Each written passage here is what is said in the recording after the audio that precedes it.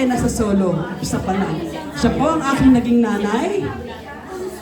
Napakasipag hanggang ngayon, still alive, kikik at lalong gumaganda. Napakasipag talaga. Tinatawagan ko, please welcome ang aming nanay from class number 6. Class, siya ngayon, siya po ay nagmula sa class number.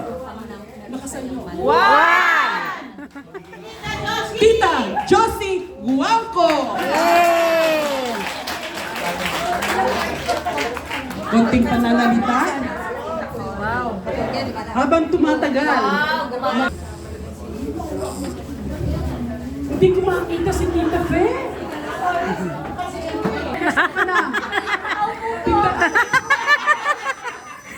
Ayan. Galit man siya, pero ang kanyang puso ay napakalaki.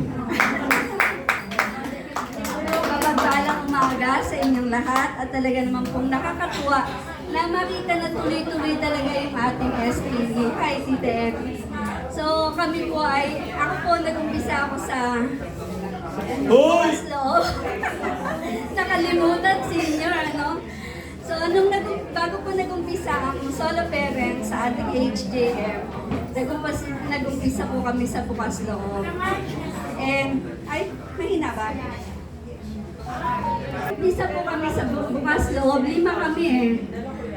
Out of 5, ako na lang po yung natitirang buhay. Yung isa nasa Canada, si Tita Rose, namatay na, si Tita Chinita, pati po yung ating naging spiritual advisor, si Father Eddie, namatay na. Pero siya po talaga nagmumula pa sa Bicol para po sumama sa solo parent sa Tagaytay. And I praise and thank God dahil andito pa rin ako, buhay pa rin ako. And for 25 years po, magkahiwalay kami nung asawa ko. At salamat sa Diyos, sa paglilingkod, talaga namang ipinalik sa akin ng Diyos ang aking asawa. Kaya nung bumalik siya, 2016 po yon. Talaga naman pong nagdiwang ang mga solo parents sa Tagaytay at gumawa pa sila ng kanta. And salamat sa Diyos, ngayon po may katuwang na ako sa buhay, pero ang puso ko po talaga nasa solo parent. Kaya natutuwa po ako pagka magkantong mga activities ng ating ministry.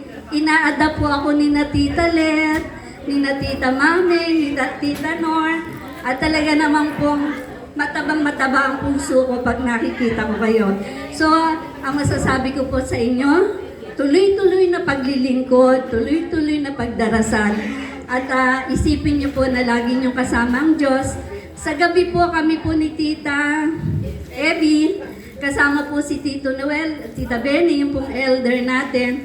Gabi-gabi kasama kayo sa panalangin namin na lagi kayong bigyan ng kalakasan, magandang kalusugan. At anuman po yung mga ipinagdarasal nyo, anuman po yung hindi po namin iniisa-isa, pero talagang kasama po kayo sa aming panalangin. Dumadami at dumadami mga solo parent at mas natutuwa ang Diyos dahil di ba mas mahal ng Diyos yung mga biyuda at biyudo. So tuloy-tuloy po, maging matatag kayo, maging masayain yung mga puso. At andito po lagi yung ating shepherd, ang ating ministry head, na talaga naman po tuloy-tuloy na susubaybay. Kung meron po kayong mga kailangan, na kailangan kayo makausap, andyan po yung shepherd, andyan po yung core na talagang laging kasama nyo sa inyong buhay. At kami po, hindi nyo man kami nakakasama, kasama kayo sa aming panalangin. Salamat po and God bless everyone. Happy New Year. Si Tita Fe, bukod pa sa nanay ko, siya rin ay napabilang sa mga healers. Siya rin po ay nagbibigay ng mga testimonies niya. Alam niyo po ba, kayo katulad ko rin before na andyan lang, simple lang, ma-attend, nagiging active. Alam niyo, may plano pala ang Diyos. Kaya kayo naririto, inaasahan po ng Panginoon na tuloy-tuloy lang po, as tulad na sinabi sa akin sa atin ni Tita Fe. Tuloy-tuloy lang po ang paglilingkod. Alam niyo po, mayroong balik sa atin yan. Ano yon? Ang masayang pamilya. At at masayang paglilingkod sa Panginoon.